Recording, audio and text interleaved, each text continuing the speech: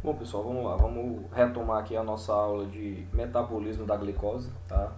Só relembrando um pouquinho do que a gente falou anteriormente, na primeira parte dessa aula a gente conversou sobre a glicólise ou via glicolítica, tá? Que é o processo inicial lá de catabolismo da glicose, ou seja, de utilização da quebra da glicose como fonte de energia, tá? A gente viu até então que durante a glicólise, a molécula de glicose ela vai passar por 10 reações químicas, tá? Essas reações químicas elas têm como função quebrar a molécula de glicose com o intuito de produzir ATP, tá? Ao final da décima reação, a molécula de glicose ela vai ter sido transformada em duas moléculas de uma outra substância que a gente chama de piruvato, tá? Após a produção do piruvato, pessoal, a via glicolítica ela se encerra. E o que vai acontecer daí em diante é o prosseguimento do metabolismo da glicose através do prosseguimento do metabolismo desse piruvato que foi gerado a partir dela, tá? E a gente vai ver, vai reforçar isso aí já que o prosseguimento desse processo, ou seja, a forma como o piruvato ele vai ser metabolizado daí em diante, tá? Vai depender de um fator principal que é a presença ou não de oxigênio, certo? A partir de agora a gente vai falar justamente do destino desse piruvato que é produzido pela via glicolítica em condições anaeróbicas, tá? Que, mais uma vez, o que é que significa anaeróbico? Na ausência de oxigênio. A gente vai ver, pessoal, que quando as células não têm oxigênio disponível ou quando as células não conseguem utilizar oxigênio, que isso aí pode acontecer também, tá? O piruvato ele vai continuar sendo metabolizado através de uma coisa que a gente chama de respiração celular aeróbica ou simplesmente fermentação, que é justamente o que a gente vai conversar daqui em diante, beleza? Bom, pessoal, eu coloquei esse slide mais uma vez aqui só para reforçar, tá? E para pegar, digamos assim, a deixa. É uma coisa bem importante a respeito do metabolismo da glicose. Só para a gente reforçar, tá? A glicose ela é um carboidrato, é um monossacarídeo e representa a principal fonte de energia para a maioria das nossas células, tá? O que é que vai acontecer com a glicose quando ela vai utilizada como fonte de energia ou como fonte de ATP? A primeira coisa que vai acontecer com ela, pessoal, é a via glicolítica ou glicólise que a gente já estudou, tá? A via glicolítica ou glicólise ela vai quebrar a glicose, transformando a glicose em duas moléculas de piruvato e vai aproveitar a energia dessa quebra para produzir lá ATP, igualzinho a gente viu anteriormente, beleza? Uma vez que é produzido esses dois piruvatos, pessoal, a célula vai continuar metabolizando ele, tá? Tipo assim, quando a glicose ela é transformada através da via glicolítica em piruvato, o metabolismo dessa glicose ainda não acabou, ele vai prosseguir daqui para frente, tá? E a forma como ele vai prosseguir daqui para frente vai depender da presença ou não de oxigênio. Se tiver oxigênio disponível, que é o que acontece na grande maioria das células humanas, a célula vai metabolizar esse piruvato através de uma coisa que a gente chama de respiração celular aeróbica, que a gente vai falar dela mais uma vez aula que vem, tá? Agora, se ele não tiver oxigênio disponível, tá? Ou então se essa célula não conseguir utilizar o oxigênio no seu metabolismo, ela vai continuar metabolizando o piruvato através de uma coisa que a gente chama de respiração anaeróbica ou de fermentação, que é justamente o que a gente vai conversar a partir de agora, tá? Ou seja, pessoal, a célula ela vai utilizar a glicose, tanto faz ela ter oxigênio ou não, tá? Tanto faz. Se ela tiver oxigênio ou não tiver, ela vai pegar a glicose do mesmo jeito, transformar em piruvato. Daqui para frente, aí sim é o que vai influenciar a presença ou não de oxigênio, beleza? O que a gente vai fazer nesse momento, mais uma vez, é conversar sobre esse processo aqui, ó. A gente vai ver como o piruvato, produzido a partir da via glicolítica, ele vai passar pelos processos de fermentação. E a gente vai ver que existem duas possibilidades dessa fermentação acontecer. Tem a fermentação alcoólica e a fermentação lática, conforme a gente vai ver a partir de agora, beleza?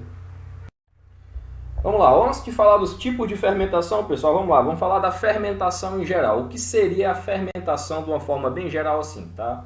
A fermentação, pessoal, corresponde ao processo de quebra ou de catabolismo totalmente anaeróbico da glicose. Tipo assim, a célula quando vai pegar a glicose e vai fazer fermentação com ela, ela não vai utilizar o oxigênio em nada, tá? A fermentação é um processo considerado simples, como um processo simples, aliás, de obtenção de energia, tá? E ele corresponde ao mecanismo mais antigo de obtenção de energia que as células vivas possuem, tá? Tipo assim, acredita-se que as primeiras células que existiram no nosso planeta, elas faziam um processo muito parecido com a fermentação para obter a energia necessária para o seu funcionamento. Isso é tão verdade, pessoal, que esse processo ele é tão, digamos assim, simples e eficiente, que ele se manteve mesmo apesar de ter acontecido aí 3,5 bilhões de anos de evolução. As células atuais elas ainda continuam fazendo fermentação. Inclusive tem algumas que dependem quase que exclusivamente da fermentação para sobreviver, tá?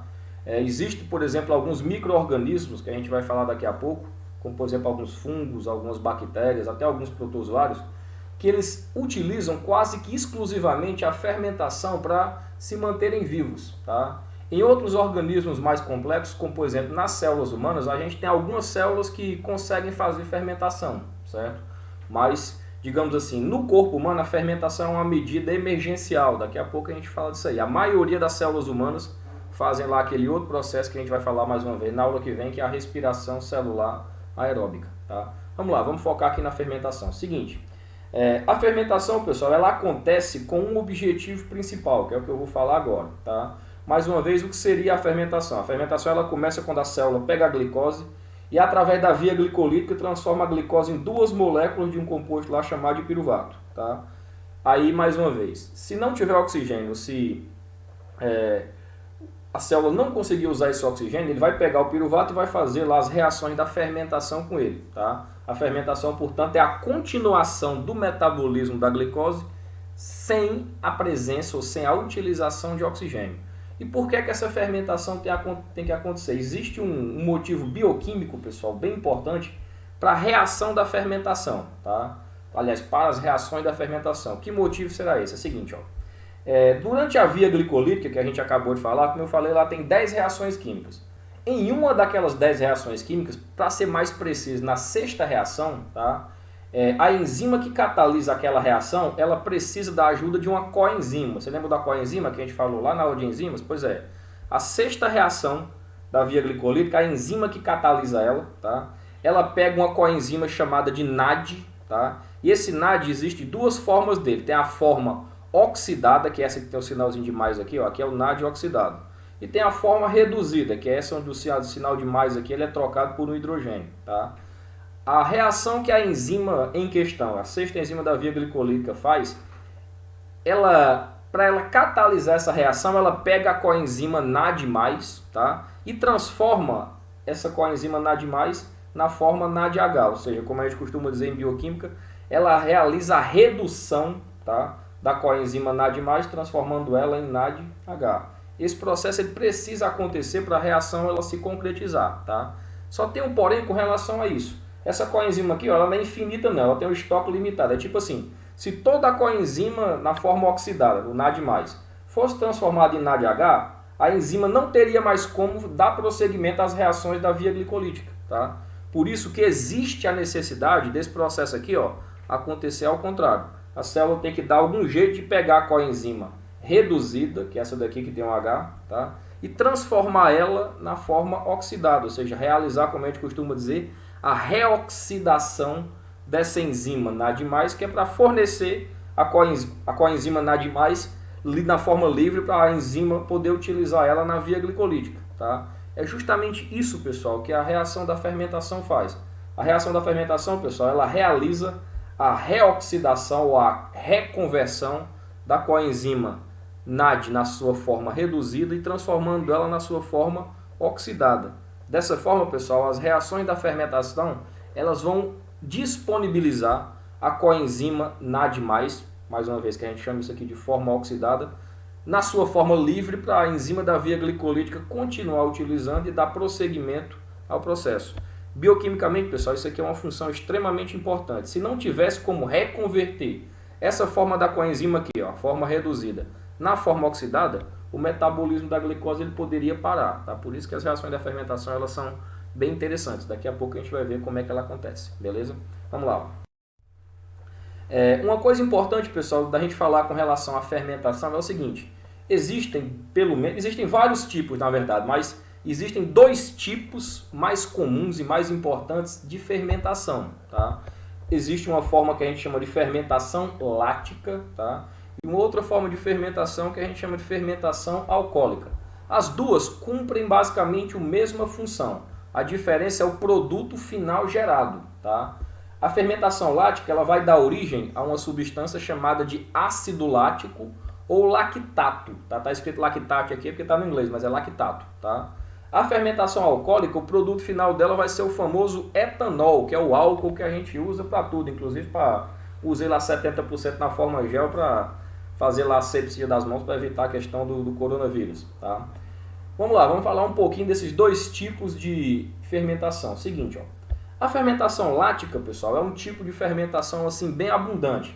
Várias bactérias, vários protozoários, muitos fungos e principalmente, devido ao nosso maior interesse, o tecido muscular, certo? Ou seja, os nossos músculos, quando eles são submetidos a uma atividade física intensa, eles são capazes de fazer a fermentação lática acontecer, tá?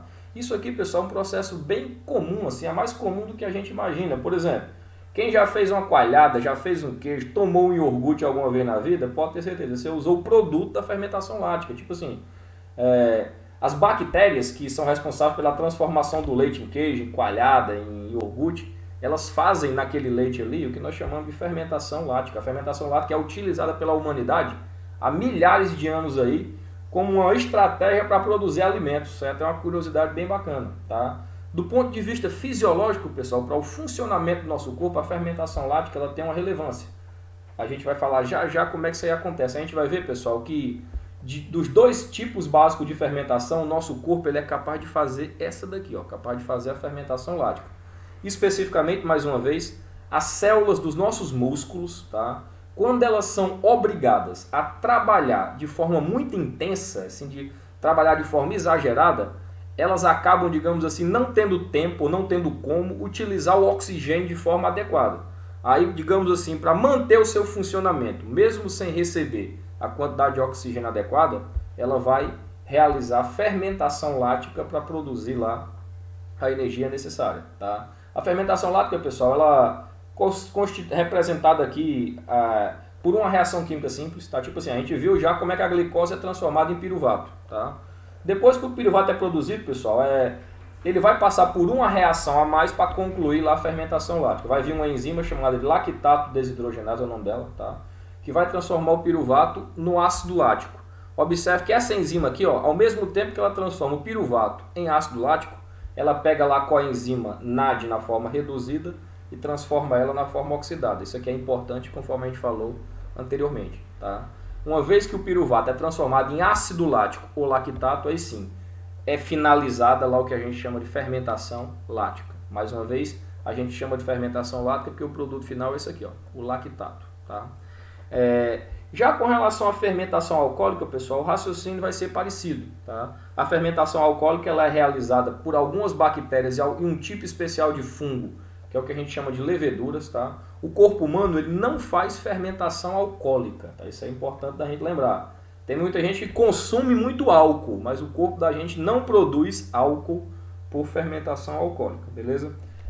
A fermentação alcoólica, pessoal, ela vai representar uma outra forma de prosseguir o metabolismo anaeróbico da glicose. Tá? Como é que isso aí vai se dar? A gente já viu que a via glicolítica transforma a glicose em piruvato. Aí, uma vez produzido o piruvato, tá? Esse piruvato, quando ele vai passar por fermentação alcoólica, ele vai sofrer a ação de duas enzimas. A primeira vai transformar o piruvato em acetaldeído, aí depois vem a segunda enzima que transforma o acetaldeído em etanol. Tá? O etanol, pessoal, é o álcool que a gente usa para absolutamente tudo no nosso dia a dia. Tá? O etanol é o álcool que a gente usa para limpar as coisas. O etanol é o álcool que a gente passa nas mãos lá para eliminar o coronavírus. O etanol é o álcool que a negada toma sexta-feira de noite para ficar doidão, certo? O etanol é um álcool que é produzido a partir do metabolismo, mais uma vez, anaeróbico da glicose, beleza? E vale ressaltar, pessoal, que os organismos que fazem fermentação alcoólica, mais uma vez, são algumas bactérias e algumas leveduras. Tipo assim, aquelas indústrias lá de produzir bebidas, tipo cerveja, vinho, cachaça, uísque, são indústrias que realizam, tá, através de micro-organismos, o processo de fermentação alcoólica. Tá? A transformação de trigo, cevada, de cana-de-açúcar em bebida alcoólica se dá através da utilização desses micro-organismos. Do mesmo jeito que a fermentação lática é utilizada pela humanidade para produzir alimentos, a fermentação alcoólica é utilizada por uma área do conhecimento humano bem importante, que é a biotecnologia, para produzir uma série de coisas, tá? Inclusive bebidas alcoólicas. Mas vale relembrar que dos dois tipos de fermentação, pessoal, aquele que acontece no corpo humano é esse aqui, ó, a fermentação lática, tá? E ele vai acontecer não de qualquer jeito, ele vai acontecer em situações em especial e não em todas as células. As principais células do corpo humano que são capazes de fazer fermentação lática são as células do nosso tecido muscular, os nossos músculos, tá? E mais uma vez, quando esses músculos são submetidos a uma atividade física intensa, conforme a gente vai reforçar agora. Vamos lá. Ó. Seguinte, ó, o produto final lá da fermentação lática, como eu falei, é o ácido lático ou, se você preferir, lactato. Pode chamar das duas formas, tanto vai chamar de ácido lático como de lactato, tá? O ácido lático ou lactato, pessoal, ele é o produto final lá da degradação totalmente anaeróbica da glicose, mais uma vez, realizada pelo processo de fermentação lática, tá? Como é que vai acontecer? Mais uma vez, as células que fazem fermentação lática vão pegar a glicose, fazer toda a via glicolítica com ela para produzir o piruvato. Depois pega o piruvato e transforma lá em ácido lático ou lactato, igualzinho a gente falou, beleza? No caso específico do corpo humano, pessoal, a fermentação lática ela vai acontecer, conforme a gente falou, nos nossos músculos, nas células musculares, quando essas células musculares são submetidas a uma atividade física intensa. Tipo assim, ó, quando o músculo está fazendo uma atividadezinha física moderada, ele vai fazer respiração celular aeróbica, que é um negócio que a gente vai falar mais uma vez aula que vem, tá? Agora, quando você pega o seu músculo, qualquer músculo do seu corpo, e força ele a trabalhar ao extremo de forma excessiva, vai chegar a um ponto que o exercício intenso não vai permitir que esse músculo consiga utilizar de forma eficiente o oxigênio. Aí, para continuar trabalhando o músculo, para ele se virar, como uma medida, digamos assim, emergencial, ele vai fazer a fermentação lática, igualzinho a gente falou, tá? A fermentação lática, pessoal, ela leva à produção, mais uma vez, dessa substância aqui, ó, do ácido lático. O ácido lático, pessoal, fisiologicamente, vocês vão falar muito dele, aliás, semestre que vem na fisiologia humana. Todos vão estudar fisiologia humana semestre que vem, e lá vocês vão estudar fisiologia do músculo, tá? Vocês vão ver lá, pessoal, que o ácido lático, que é produzido, mais uma vez, quando o músculo é obrigado a trabalhar em condições anaeróbicas, tá? Ele é muito importante do ponto de vista fisiológico, porque, por exemplo, ele é um indicativo muito bom da fadiga muscular. O que é a fadiga muscular? Uma situação do músculo, ele vai literalmente cansar, ele vai chegar à exaustão, tá? Quando o músculo começa a produzir muito ácido lático, é sinal de que ele está chegando ao seu estado de exaustão, que é o que a gente chama de fadiga muscular, tá? O acúmulo de ácido lático que acontece durante o trabalho muscular intenso, como eu falei há pouco, ele pode levar a várias respostas fisiológicas. Por exemplo, o acúmulo de ácido lático está relacionado com a fadiga, ele está relacionado com... Vários estudos têm apontado que ele está relacionado com a questão das câimbras, tá?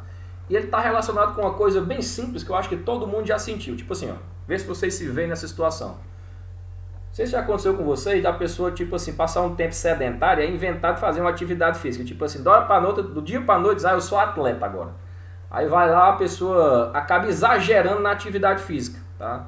No outro dia, o cabo amanhece com a musculatura toda enrijecida, toda cheia de dor, toda travada. Isso aí acontece, pessoal, justamente por causa do ácido lático, tá? O acúmulo de ácido lático durante a atividade física intensa, ele causa enrijecimento, causa dor muscular, tá? O negócio é tão complicado que às vezes a pessoa não consegue nem passar o sabonete no corpo. Isso já aconteceu muito comigo, tá? E mais uma vez, isso aí acontece graças ao acúmulo de ácido lático que o próprio músculo é obrigado a fazer quando ele é obrigado a trabalhar de forma exaustiva e não recebe a quantidade de oxigênio necessária para sustentar o seu metabolismo, tá? Essa questão do ácido lático, pessoal, no músculo é tão importante que o músculo, para ele voltar a funcionar direitinho, ele tem que se livrar do excesso de ácido lático. O que é que ele faz? O ácido lático produzido pelo músculo, ele vai ser transportado através do sangue, existem várias formas de fazer esse transporte, tá? E vai ser direcionado até o fígado. Quando o ácido lático que o músculo produziu foi transportado pelo sangue, chega até o fígado vai metabolizar esse ácido lático, tá? principalmente através de uma outra via metabólica chamada de gliconeogênese, que vai permitir lá que o ácido lático seja transformado em glicose, tipo assim, que ele faça o caminho contrário, tá? A gente vai falar de gliconeogênese em outro momento, beleza? Isso aqui vai ser cenas para os nossos próximos capítulos, ok? Bom, pessoal, essa aula ela se encerra aqui, tá? Era basicamente isso que a gente tinha para falar a respeito da parte inicial do metabolismo da glicose, tá? A gente retoma na nossa próxima aula falando de outro tema aí relacionado ao metabolismo energético, beleza? Espero que tenha ficado claro. Caso não tenha ficado, caso tenha ficado alguma dúvida, pessoal, podem falar, me chamem aí no WhatsApp, ou então a gente marca uma conferência depois para esclarecer qualquer eventual dúvida a respeito desse assunto, beleza? Um abraço a todos, fiquem bem.